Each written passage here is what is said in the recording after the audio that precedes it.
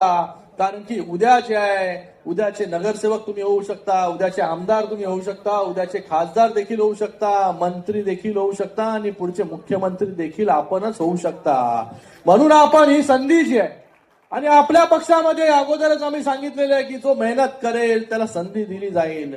आणि या पक्षामध्ये असा आता फक्त ड्रॉइंग रूम मध्ये ऑफिसमध्ये बसून निर्णय घेतले जात नाही. आज आम्ही जे आहे पूर्ण गल्लोगल्ली फिरण्याचं काम गल्लीतले नेते आहेत आपण. काल मी नाटा साहेब नाशिकचे सगळ्यांना बोलवलं होतं. नाशिकच्या 4 विधानसभेच्या बैठका घेतल्या, प्रभाग न्याय बैठका घेतल्या. प्रत्येक शाखा प्रमुख असेल, विभाग प्रमुख असेल, उपविभाग प्रमुख, युवा सेनेचा कार्यकर्ता असेल, 1 to 1 एक प्रभागाला समोर बसवलं.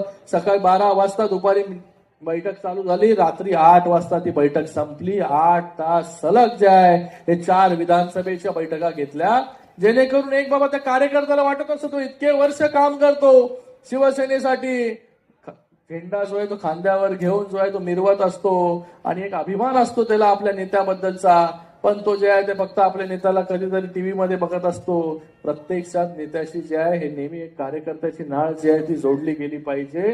त्या अनुषंगाने आम्ही जे आहे हे कधीच घरी बसून जे आहे ते कधी नाहीतर ऑनलाईन मध्ये पद्धत निघाली होती फक्त ऑनलाईन चर्चा, पण आम्ही जे आहे फेसबुक लाईव्ह आणि आम्ही लोक जे आहे ते फेस टू फेस लाईव्ह,